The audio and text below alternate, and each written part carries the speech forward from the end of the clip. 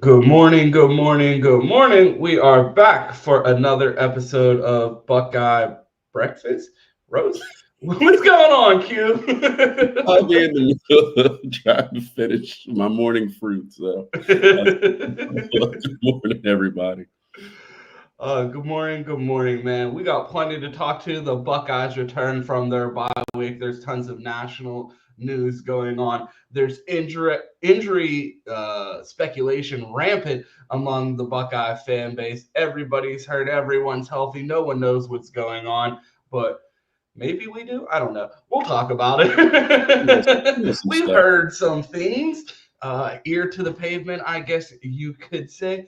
But Q, man, how are you doing on this glorious Tuesday morning? I'm always thrown off on mornings where the sun is actually out in Pittsburgh. I mean, people think of Seattle as like the rainy, gloomy city. No, check the rain totals. It's Pittsburgh, man. The sun does not frequent here very often. I normally wake up, it's gray skies. I woke up this morning, sun beaming through every window. So I'm like, I'm always looking over my shoulder because I'm thrown off by the amount of light coming through that window. It's all good over here. Still dark, but I'm doing well. A little tired. Put a lot of time in my other channel last night, so I did that. But I will get it moving on because we have a lot to get to. And What website's that on? Pornhub? yes, that one as well. Few flicks up there, but films which will review the Pornhub clips. So you get it all. You get all of it. Movie reviews, Where else are you gonna get film breakdown on Pornhub other than we Best review Damn Me? everything. But yeah, But we got man, we got plenty to talk about. We got a special guest here, man. I haven't even talked to him yet in the studio. We were scrambling so last minute to get started. Not we, I was scrambling so last minute to get started. I haven't even got to say what's up to this guy. Let's get him up here now. Shout out to our guy Terry T of College Football Stop. Appreciate you joining us, Terry. How you doing? Hey man, I'm doing good this morning. How y'all doing? Pretty not good, too pretty bad. good. Got a good slate Love for that, you. man. All right, Yeah, let's get so into it. Heck yeah. yeah. Let me run through this house cleaning real quick, and then we'll jump into it. 'Cause we got an action-packed episode today. So first of all, I did not get to move and stuff the audio. I will do that today, so my fault on that one, but it will be done right after the show. Fired. Yeah, make sure. Yo, make sure if you're on Twitter, go like that video. Put those likes in the chat. I was talking to the chat earlier, so if you want the slate for the day, just scroll up in the chat. I already put it in there, so you know we're getting into. But yeah, do all that stuff, and let's hop into it. Ryan, got anything before I get into it? Nope, I'm getting these pulls together. All right, go for it. Okay, so first one I got for you, and this one will go up in the chat for a second. So we saw Tennessee beat Alabama on Saturday, so we talked about that. But they stormed the field, and the NCAA said, "Not so fast, my friend. $100K fine for storming the field." Now, I don't think you should be storming the field if you're a top 10, top 15 team if you beat somebody. So that deserves a fine by itself. But Terry, I want to start with you, and then I will get to Ron.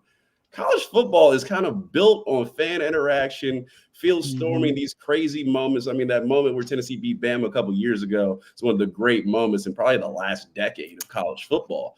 Do you think schools should be fined when fans storm the field after a big time win?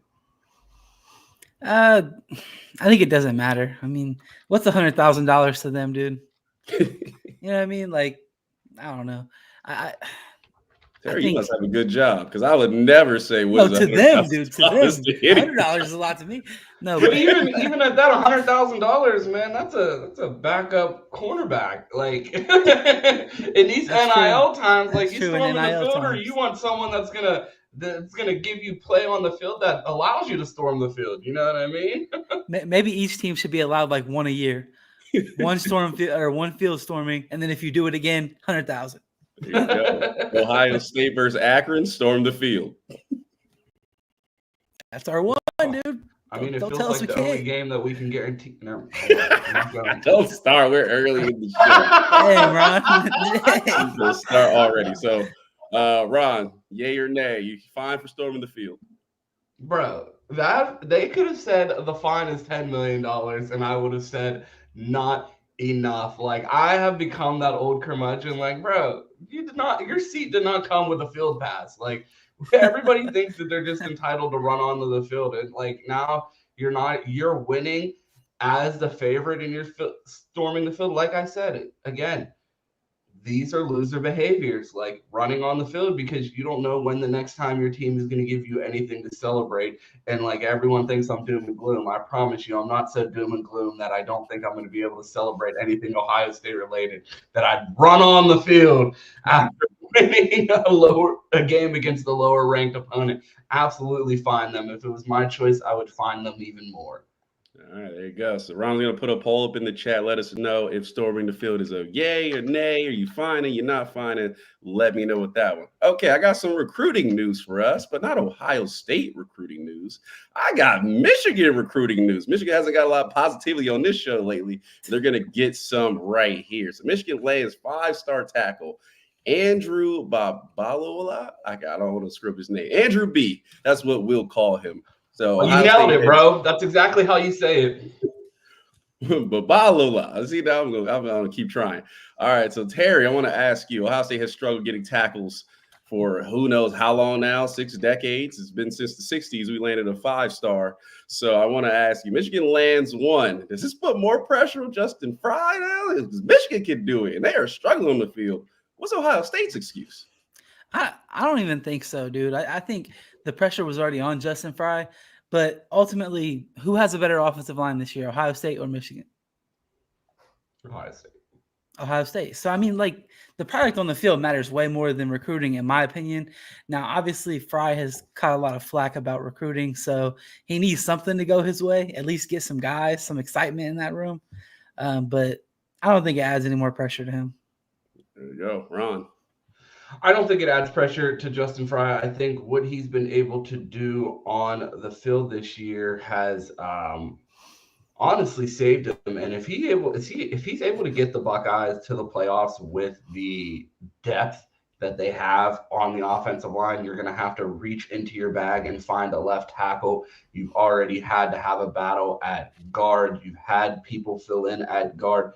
With the injuries that the Buckeyes have had on the offensive line, you really haven't noticed them. And even with Josh Simmons going out, was Zen great? No. But was he horrible or game stopping? No. So Justin Fry's ability to keep this line intact and continue to hold it together and then put improved product on the field, still a little concerning that we still haven't seen Luke Montgomery with all of the injuries that we've heard about. It was a big name coming into Ohio State that a lot of people thought might play tackle. Then you heard he's going to play guard. Now it's likely going to end up being a center one day.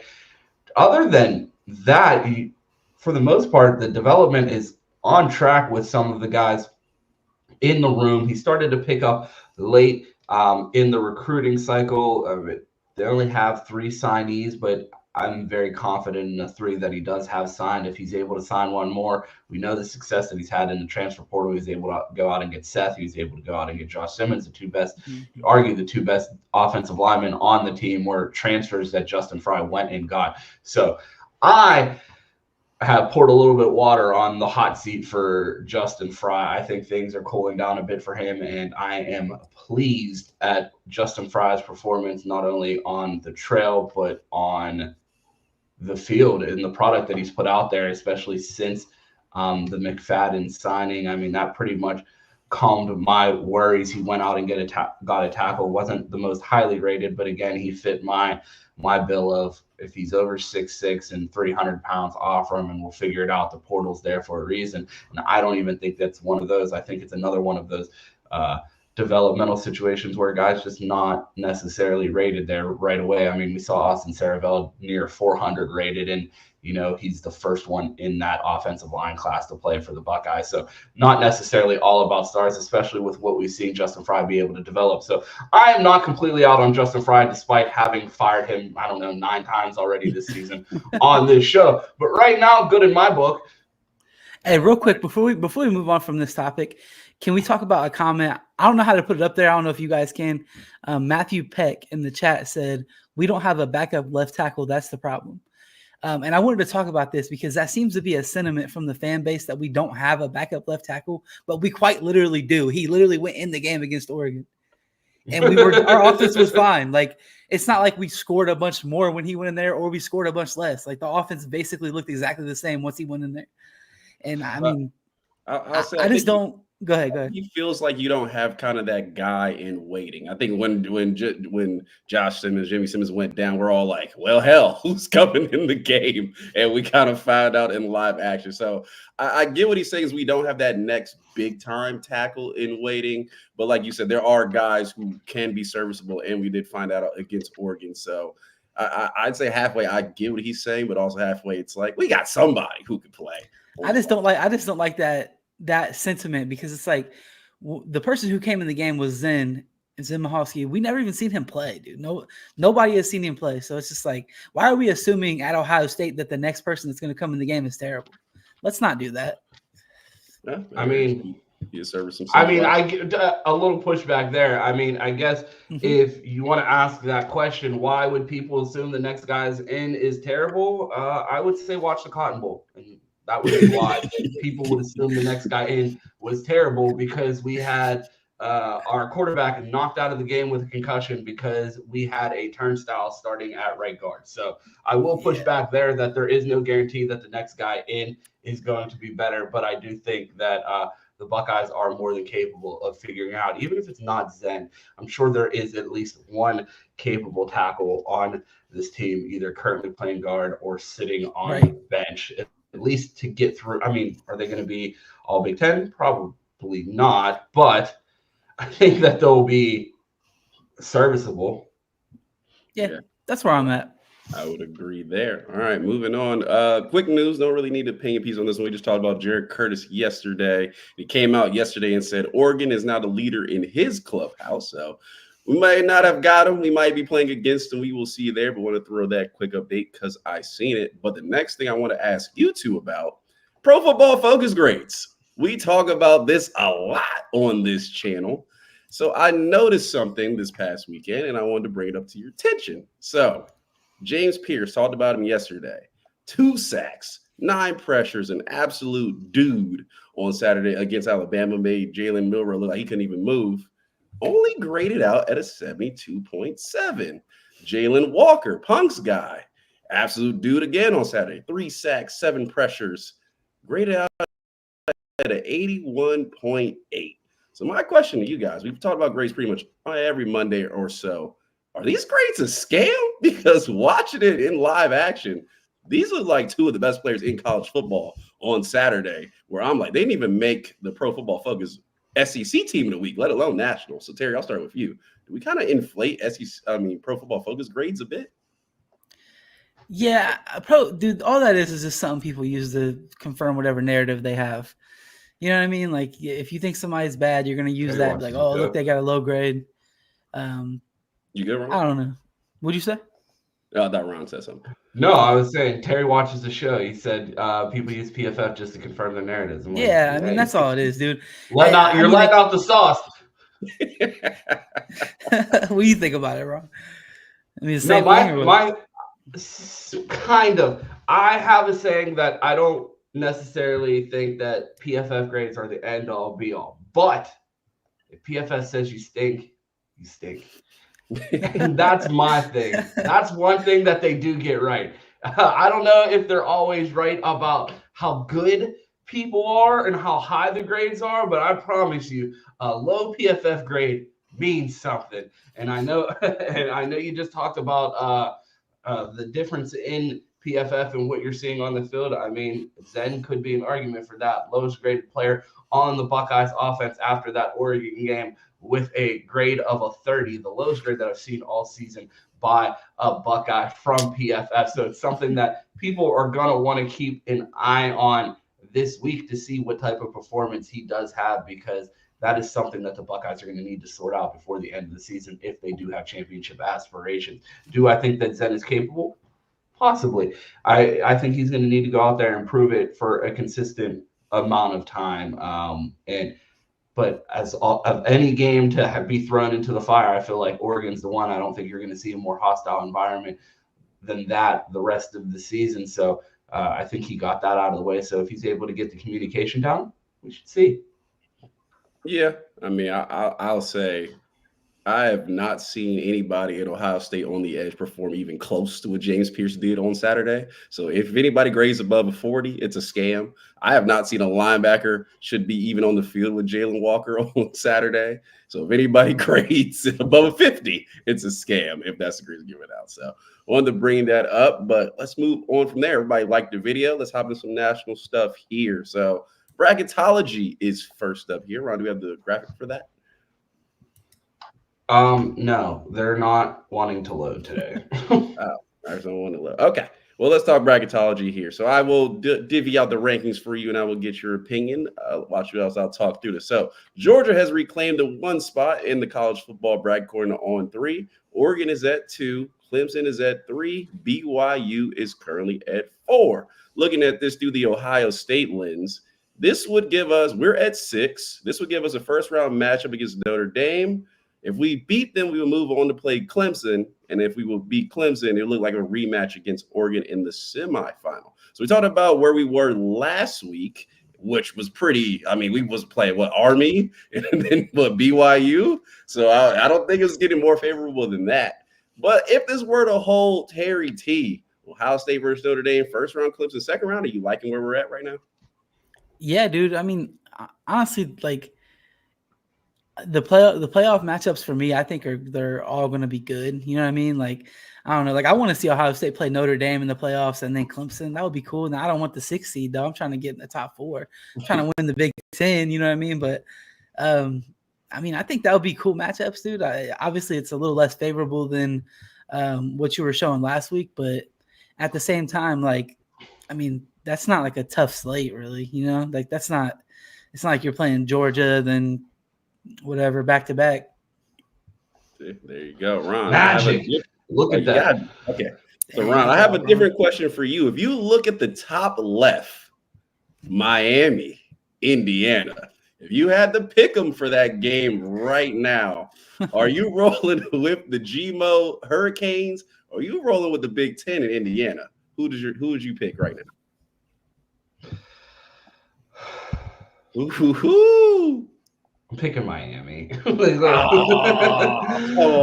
Miami. I would love to disrespect. I would love to disrespect the Hurricanes, but like, there's nothing that I believe in less than big teams not named Michigan, Penn State, and Ohio State. I'm not even including Oregon, USC, Washington, whatever that. Those three, when I think of like Big Ten powers that got a chance to do something, like those are the three that I'm looking at. And Indiana, I'm not buying it. But the argument would be, we've seen Rutgers put belt to ass last year when they played Miami in a bowl game. So, I mean, doubting people outside of the top 3 and shout out to Michigan, including them in the top 3 of this conference, because that's a joke. At the current state of that program, they're going to end up finding their next quarterback on The Bachelor with the way they're going right now. But like, I would say Indiana's probably going to give them a fight, but last year when they played Rutgers, I mean, they didn't have Cam Ward, and every time, despite how silly and egregious some of his turnovers are, it feels like every time I turn on that game, he's scoring. I mean, they put up 50 again, bro. Hey, the over-under on that game will be crazy. Yeah, they're putting up 100 each. You hear Ryan Day talk about the clock. He mentioned it again. It makes me so mad when he does it. He brings up the running clock, so many less possessions, bro. Cam Ward's still finding a way to score 50 with less possessions. Like, if Ryan Day's still having trouble with the clock and enough time to score all these points that he used to, maybe he give Shannon Dawson a call and see how he does it. Yeah, maybe we need more points, man. But that's the current bracketology right now. Texas A&M, LSU, they play this weekend, so one of them probably will slide up in there. And you got Iowa State, who's undefeated. Don't know how they're quite out right now. And then you have Alabama. So we will see how this shakes out. But the brackets, Iowa State's out right now because they know Colorado's about to win the Big 12. All right, sounds good. I'll believe it when I see it. Okay, Terry T's got back in here, so I wanted to ask him, moving on from this. We gotta go back. There we go. We got the Week 9 matchups this week. Terry, I want to ask you of this slate, which game are you looking most forward to? Let me take a look at them. Honestly, I haven't looked too much here. Let me see. I will jump in here. I'm going Go with ahead. Nebraska, Ohio State. I mean, nothing on here really intrigues me. Like, a lot of this stuff is like Texas, Vanderbilt. I mean, from Twitter narratives and jokes, maybe that's exciting. Florida State, Miami is going to be an obnoxious ass whooping by Miami and a statement game from them. Shout out your guy, Mike Norvell. I mean, this might be the one that gets him fired. Illinois, Oregon. I would like to get excited That might be the one. That might be the one right there, man. See, and I'm going to tell you why. I'm looking at this schedule from a hate watch perspective. Like, hey, I'm going to watch the Buckeyes at noon. What other game can I watch and root for someone? Like, I was listening to Bomani yesterday, and he's talking about people love sports because they make you feel something. And when you're watching something where you have no rooting interest, nothing that you can contrive as far as a rooting interest, you're just watching people run into each other. Like, it's not – there's nothing to it's just sport in front of you. Like, there's nothing that moves you. When you're watching games on a Saturday after the Buckeyes play, you want to see someone ahead of you lose. You want to see something that's going to upset the timeline, something that gets the people going. And I have no faith that that's going to happen with Illinois and Oregon. And maybe you guys tell me I'm wrong. I feel like this is going to be one of those games. I don't know about you guys. You guys ever go into a hate watch and then they just start beating ass and it's like, it feels like this is a punishment to me. Like, they know I'm watching and they're trying to show me something. Like, bro, for the longest, it feels like when Michigan's losing, I don't turn the game on because when I put it on, Donovan Edwards is like, oh, Ron's watching. I got to show him something. And, like, magically he'll start running the lines, magically blocking again. My hate watches go to shit when I actually put the game on the TV. I have to follow on Stat Tracker on my phone, or I have to just watch the scores because the second I turn the game on, they start winning. So I feel like this Oregon-Illinois game is going to be one of those failed hate watches where I turn the game on and Oregon's just beating their ass, and the team that I'm hoping is worse than I think they are, they're like, man, you ain't seen this yet. And that's my concern with Oregon, Illinois. I don't want to turn that game on and Oregon just be putting belt to ass. And it's like, oh, well, they are legit. Well, I will go in here. I got to back my guy, Mike Norvell. I need nothing more than Florida State to turn up on them boys and go beat Miami this weekend. I'm getting my jersey out the closet. The streets need it. I need it. Miami has been BSing all season. Close games to Cal. Close games to 1AA West off NCAA football. I need somebody to push them off the edge. I'm backing my guy, Mike Norvell, this weekend. Mike Norvell's going to storm and get it done. I don't know who's playing quarterback. I don't know who's scoring. I don't know. Mike Norvell might be playing quarterback. What the fuck? But I need somebody to get it done this weekend. So that's the matchup I am looking most forward to. Do not screen record this. Just let it be. This man Q is gonna have his hair braided, sitting in front of the TV, holding an old picture of Mike Norvell, saying prayers this weekend. I need nothing more than that. But that's the matchup this weekend. I got one more question for you, then we'll let our guy Terry hop into Ohio State, and that is this one right here. Terry, I want to ask you, we have a few undefeated teams left in college football. Not many. We're at what, week 9 after week 8. So we're going into week 9. But I want to ask you my question. Which one is most surprising to you? Most surprising, Iowa State. Okay. Any reason why? Yeah, I mean, you wouldn't expect that from them. Obviously, you have the Service Academy teams. That's pretty surprising. Penn State, looking at their schedule, don't really think that you would have expected them to lose the game at this point. I mean, obviously, the most surprising is Oregon because they beat Ohio State, dude. That wasn't supposed to happen. We all know that. No, I'm just playing. But, yeah, man, I mean, there's actually a lot of surprising ones on here if you look at it. Like Indiana, I think nobody would have picked them to be undefeated going this far into the season. So All right, so you're going Ohio State. Derek Ron. Dixon still left my answer, so shout out to him for I that took one. all of them. Yeah, My bad, Ron. all Like of them. everybody, dude. Everybody's surprising to me. No, there's an easy one. It's Pitt. Like that team, I had zero expectations for them. They bring in a new transfer quarterback. They go get a 5-star Eli Holstein that, like, I mean, I said watch him for Heisman. He goes out and throws 2 interceptions against Cal, but he gets the win.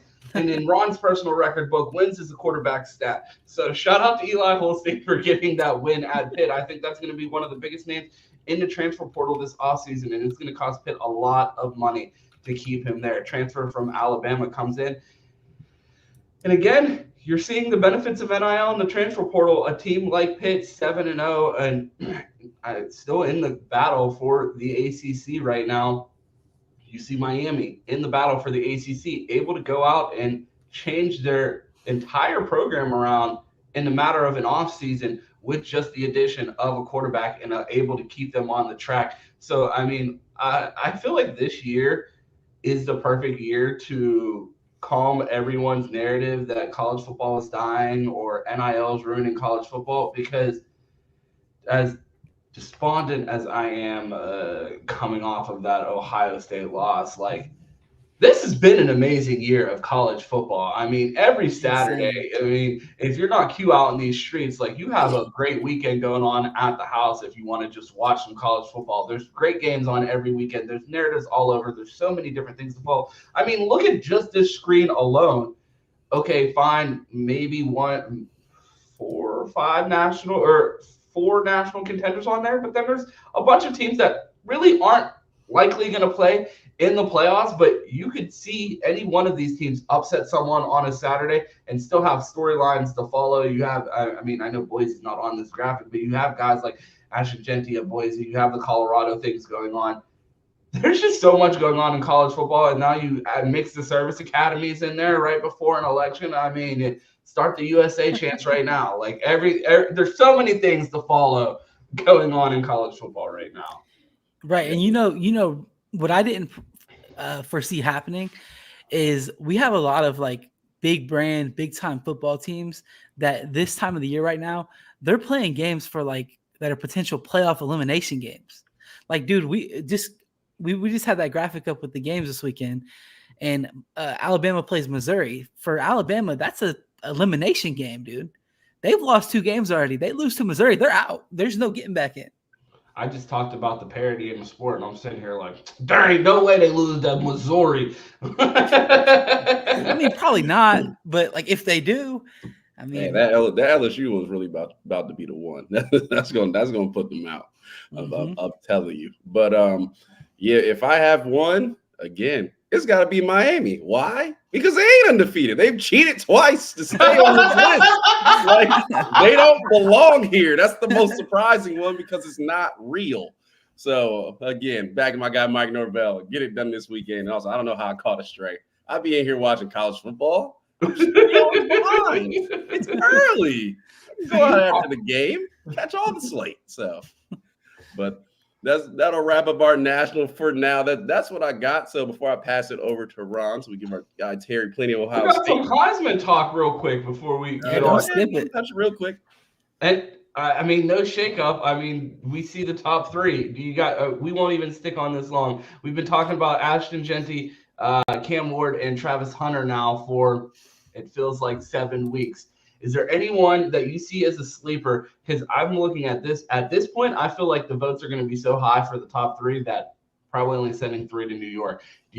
Outside of those 3, who do you think your next most likely candidate for New York is? You know who I think is a sleeper on this list is number 7, Garrett Nussmeier at LSU. If LSU finishes the year out strong and beats, teams like Alabama, things like that, then his name is going to go up the list a lot because he's a gunslinger. The stats are going to be there. He may have some turnovers and stuff. I'm not even sure what his stats are, but I know if you watch that kid play, he kind of has the profile of someone who could be in the Heisman conversation. He's out there running the ball when needs be. He's throwing the ball downfield, and he's going to have a real chance for some big time moments. I mean, Cam Ward probably will end up winning it because every single week he's manufacturing Heisman moments by being ass in the first half and then coming back and winning. So he'll probably end up winning it because he's got a Heisman moment every single game. But look out for Garrett Nussmeier. I don't really have a sleeper, but I have a reverse question for you. We got a dude from Army, a tight end, and a dude from Vanderbilt on this list. Who is your biggest surprise that is in the current Heisman race? Because you have plenty to choose from. Tyler Warren, like, what are we doing? One fucking game. Like, get out of here. Let's talk about who the guy is that's the sleeper and is gonna make New York as the fourth candidate. And we all know who it is. It's Kyle McCord. And when he goes and beats Miami the last week of the season to derail their ACC championship run and prove why he's the best quarterback in the ACC, they might even tell Cam Ward, hey, stay home, buddy. We got the best quarterback in the ACC here in Kyle McCord. So the only person that I think is a threat to that top three is Hellcat McCord. That's crazy. He's the one that's going to stop the Cam Ward manufactured Heisman moments. Hey, I just know there's a lot of people that better go private if Kyle makes it to New York because you know Derek going to be in everybody's DMs like, talk that shit now, New Jersey. That's crazy. That's hilarious. But yeah, there's all the national stuff. We got everybody. Make sure you like that video, all that good stuff. We got some Ohio State stuff to talk about. So Ron, I will let you take it from here. Yeah, man. I wrote this part of the show and don't remember what I wrote, so let me pull the. We got injury rumors all over the timeline. We talked a lot about left tackle, but word on the street is that Lathan Ransom is dealing with an injury currently.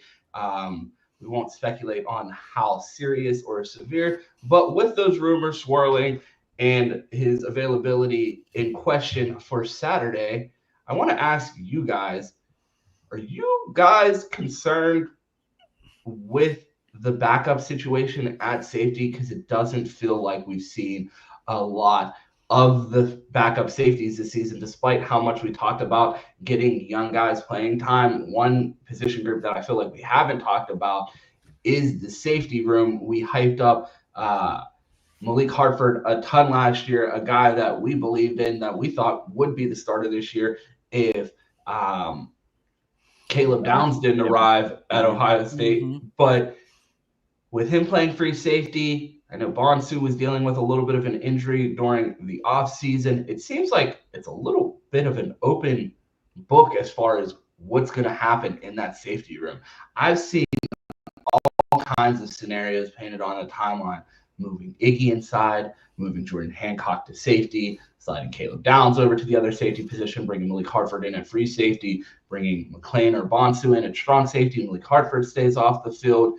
Tremaine Matthews comes in at nickel, and Jordan Hancock goes to safety. So many different scenarios. We talk about the multiplicity of the safety position in this room, how these corners can play, all three corner positions. What is your ideal secondary if Ransom is not able to go for a game this year? Terry, go ahead. All right. I just need whoever's the best tackler out of all of them to be in that spot. I mean, we've seen last year when Lathan got hurt, Sonny came into that spot and we were all excited about it. But the problem is Jim Knowles uses that position in spots where if you miss a tackle, you might give up a touchdown. And we saw it last week against Oregon, or not last week, whatever, but against Oregon with Lathan, he missed a tackle. Dylan Gabriel took it to the house. So just give me the best tackler in that spot. I mean, maybe that's Jordan Hancock and you bring in Jermaine in the slot, or Lorenzo Styles in the slot, depending on which one of those they feel more comfortable with. I know Ohio State fans are not going to want to hear that because everybody wants to see Jermaine play. And I kind of agree with them, but Lorenzo has been playing more than him. So I don't know where they're at with that. Personally, if it was up to me, I would use one of the safeties. I wouldn't move Hancock or any of those guys back to the safety spot because they haven't been playing that spot all year. And as you come down the stretch, 1 or 2 mistakes from that position can really cost Ohio State a game. So give me one of the guys that's already playing safety this year. Give me Jalen McClain, actually. That's the one who I'm going to call for. Every time I've seen that kid, even when I've seen him in practice in person, and when he in the spring game, when he gets in games, that kid looks like a baller. So get him out there and see what he can do. Yeah, so you said move the best tackler back there. So you heard it here first. Arvell Reese at safety starting this week against Nebraska. Do it. Sonny Styles went back last time. Do it. But so crazy.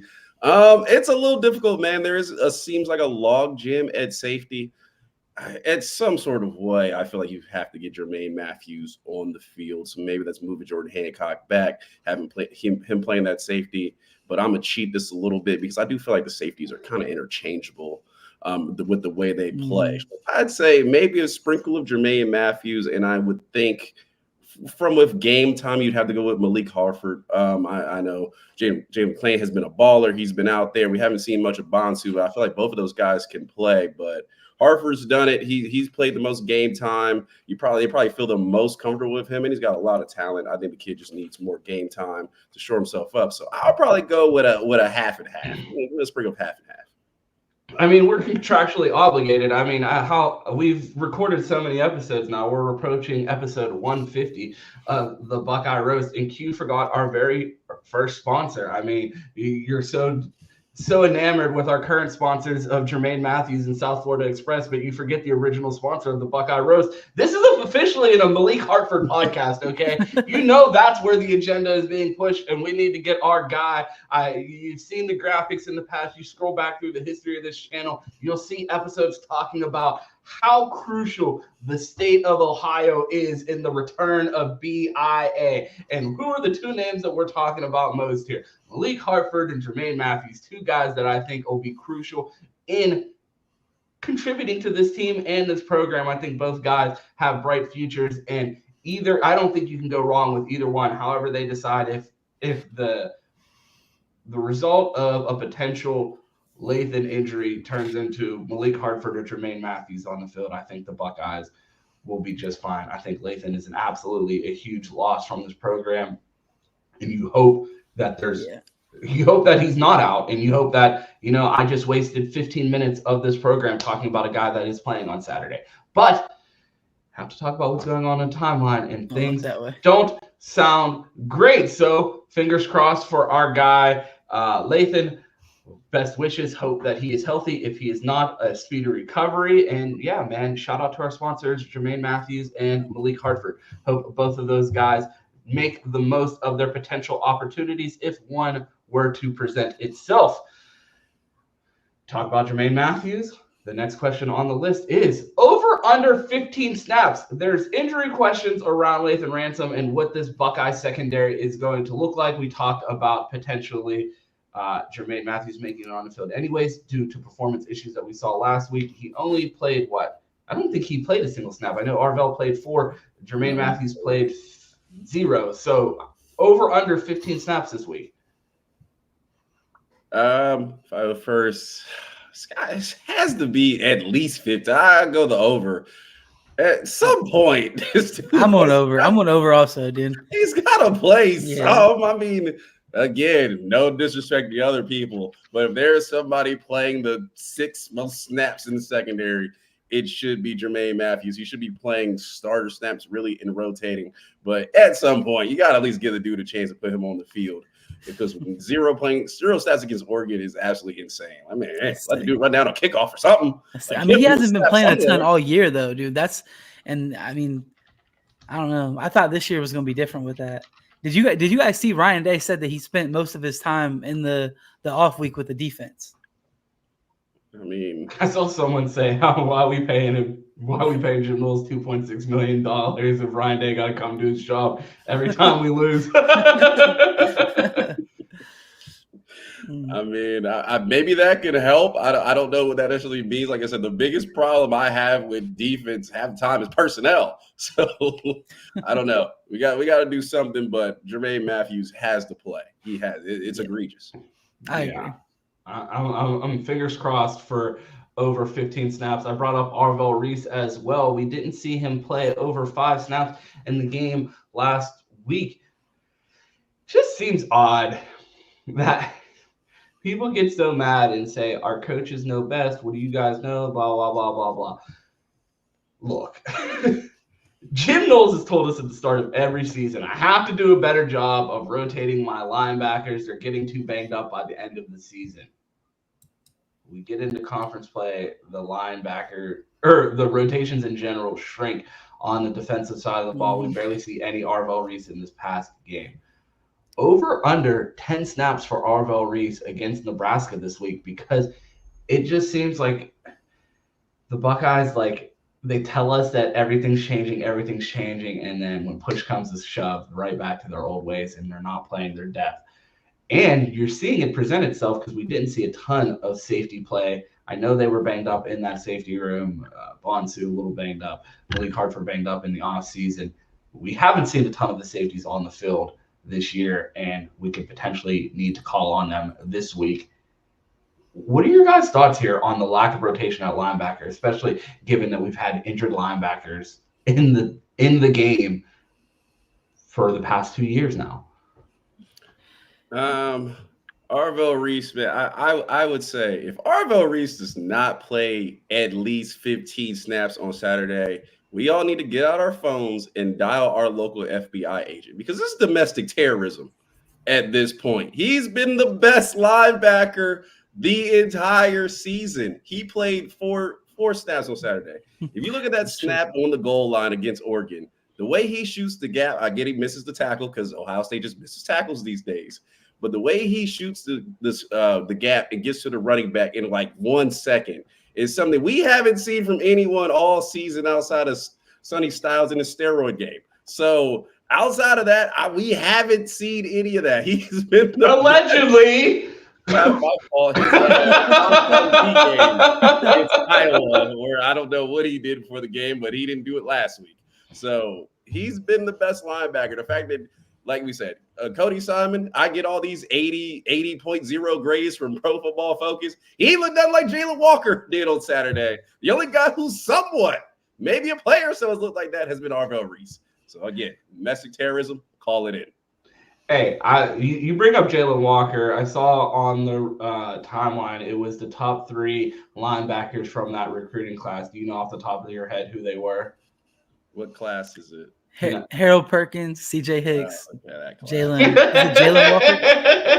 Yeah, I remember. We spent all of Harold Perkins' freshman year clamoring for a player that looked like that. He followed it up with an unspectacular sophomore season and then got hurt his junior year. CJ Hicks has yet to play. Jalen Walker. Fuck. Well, in my defense, how do we miss? How do we miss? What happened there? What would Jalen Walker be if he came to Ohio State? Would he be CJ Hicks? Well, he would have stopped. Yeah, he'd be Gabe Powers. Yeah, that's what I'm saying. So it's just like, did we even miss? Like, I don't know. He'd be on the bench. I mean, you know, it's I bet Georgia would find something to do with CJ Hicks if he was there. Linebackers. So. Well, hey, the way the linebackers look, Jim Knowles is on to something playing Tommy Heismanberg. I'm just saying. I got one more topic before we get out of here. The Buckeyes play Nebraska on Saturday. There's questions at safety. There are questions at left tackle. There are questions at head coach, defensive coordinator, linebackers coach, defensive end coach. There's questions all over the field. Quinshon Judkins' hand. They need to show up in the mystery machine. There's so many questions about this team. I don't know I don't know what to watch on Saturday. What are you guys keeping an eye on Saturday? You got one thing, because I told you guys, when I'm watching the game on Saturdays, I'm just following the ball. I watch the game like people watch the game at the bar. I'm just trying to keep up. I'm rarely just watching a specific player because then I feel like I missed something. I just try to watch the game for what it is and then go back and rewatch it on all 22 or even just a game copy on YouTube. Terry does the late night rewatches in the Discord. If you want to watch some film with him and Cam, they're always breaking down film in there. But I have no idea what to look for this weekend because there's so many things and question marks. There's so many things the Buckeyes, I would imagine, are looking to address, but at the same time, also injury concerns and different question marks all over the field. What are you guys watching for this Saturday and looking to see the Buckeyes correct or address going into this Nebraska game? Terry, you take first. I got you. I mean, the first thing I'm looking at is going to be the offensive line. I want to see Zen. I want to see him take a step from the Oregon game because it's going to be a step down in competition. And now you have a week as the starter. Like, you're the guy. So let me see you come out here and put together a good game. And then the next thing is just overall aggression, dude. I want to see an aggressive, angry football team go out there and be like, they took something from us. This game took something from us, and now we're pissed off, and we're going to go out here and play like it. And hopefully with some of the new faces going to be on the field, in the secondary and things like that. Maybe, you talked about Arvell. Getting some of them guys on the field, hopefully you'll see some of that aggression come out because something has to change, man. We can't just be the not aggressive football team all the time. We can't be that. Like, that's not winning football. So, yeah, I will panel off of that. Two things I'm looking for. The first thing is tackling. God damn it, we got to tackle. Like, the missed tackles have been getting worse and worse and worse as we're going through the season. So they're not getting better, getting worse. We got to tackle. And then the second thing, panel off Terry, is just mentality of the team. We have, like, Georgia. You see Georgia play on Saturday. The dudes were pissed off. They were like, Texas? Yeah, all right. Yeah, watch this. They went out and balled out, dominated the game physically. I'm looking for Ohio State again. We have Nebraska. It should not be a competitive game, really. We have way more talent than them. We should be able to handle business. But just that mentality going into that Penn State game where you have the opportunity to get everything back you lost and move forward into going into the Big Ten championship or that rematch with Oregon. You got to win next weekend, and it starts this weekend. You come out, you play well, you handle business, you don't look shell-shocked, and you just have that determination, and you start to build that momentum again. This is your last shot. Like I said, Penn State week, that's the season. So I need to see a team that's hungry. I need to see a team that wants to have it, and I need to see a team that executes and tackles. So that's what I'm looking forward to. Yeah, man. Q hit the nail on the head there. We talked about the slow start coming out of the bye weeks with Ohio State. We've talked about focus and energy for this team. Coming off a loss, coming off a bye week, I want to see how focused this team is. And I feel like you'll be able to get a good gauge of the direction, the attitude, the vibe in that building by how ready this team comes ready to play on Saturday. If you're not ready to come knock someone's head off after losing to a conference opponent in a conference where you are picked to win, it's allegedly your conference to lose, and you let a new team in the conference come in, beat you, and now you're fighting. You got to win out to make the conference championship game. Are you going to go out there and handle business? How focused is this team on getting the job done? And I feel like if this team comes out to a slow start, questions on what's going on in that building right now, that they're not coming ready to play, because Ryan Day said that's not a wake-up call. If they come out sleepwalking, I don't know what type of alarm they need to get in Columbus, but they need to wake that motherfucker up. So that's what I'm going to be watching. The level of energy and approach to this game on Saturday. I want to see if this team feels focused and if Ryan Day has got this team ready to play, because there's still a ton to play for this season, and I'd like to see this team focused and aware of everything is still in front of them. So that's what I'll be looking for, how fast they start and how focused this team does feel going into this Nebraska game. That is all I have for today's show. I want to give a big shout out to our guy Terry T for joining us. And yeah, man, an action-packed schedule this week. We have our guy On tomorrow. I hit him in the DMs. I said, hey, fan base isn't happy with me. I need you to talk me off the ledge and bring them some hope. I don't know if he's bringing the hope, but we'll see. That's who I reached out to. You guys, he brings the measured approach to this team. So I can't wait to hear what Anand has to say about the Oregon loss and what is ahead for the Buckeyes. So be sure to tune in tomorrow. We have our guy Mike joining us on a Thursday. Be sure to check out Mike and Terry on Wednesdays for the Fans Edge at 7:30. So be sure to tune in there. And yeah, plenty going on this week. I mean, college football pregame show Saturday. Of course, we'll let you guys know where to find us tons going on this week. Q, Terry, let the people know where they can find you. Yeah, you CFB_stop on Twitter. That's where I'll be at. Let them know, Q. Yeah, I mean, if this team needs an alarm, Ron could recommend one because his on his phone went off the other day, and I thought it was a fire alarm in his house. Yo, Ron, get out of there. It sounded like a villain was about to let a missile off. For real. My alarm on my phone sounds like the hurricane warnings. Dude, Ryan Day be saying some stuff on the mic. I just feel like, man, just shut up. Like, just say yes. Just say yes and be like, yeah, we're good. Move on. We'll sound alarm every time he starts lying. He'll quit. Yeah, man. You appreciate the chat coming through. Y'all were booming today. Make sure to like that video. If you're on Twitter, retweet. Ron has it posted up, so retweet and like that. And as well, if you're in the community, do that as well. I will update the audio today. If you want to find me, I am City Boy Quentin. Find it Johnson on Instagram and also Minor League Films. I read it my Instagram page, so it was looking spiffy. So if you have time, get over there and here on YouTube. It's all spot you can find me, bro. Get us out of here. Don't lie this time, Q. Make sure I don't remember if we did this in the show, but I guess maybe if we did a double shout out to our guy Dylan. The first one in the chat was probably in here about 15 minutes before me. So big shout out to Dylan, our guy. Dylan, first one in the chat. Big shout out to him. Shout out to Q for getting us rolling here. I was running pretty late this morning, so shout out to Q for keeping the show on the road. If you want to find me, you can find me here weekdays for the Buckeye Roast here with my guy Q, Monday through Friday. You can find me Wednesdays in the Bleacher Report app at 5 p.m. with my guy Chris Drew for weekly previews on the game. So you'll get our Nebraska preview tomorrow over there. The college football pregame show on Saturday mornings at 10 a.m. on the Menace Sports platform with Chris Drew. The post games with Chuck on Bucks on the Menace Sports platform, and of course the flagship Buckeye BS here on Sundays with my guys Mike and Cam. I'm sure Cam is going to have tons to say about the Nebraska game as well as his trip to Eugene that I would imagine was not the funnest flight home after the Buckeyes took a loss 2 weeks ago. So be sure to tune in. Tons of content coming out all over this channel. We appreciate you guys tuning in to today's episode of the Buckeye Roast, and you guys know how this ends. It's always go Bucks and OH. Ayo. Ayo. Yeah.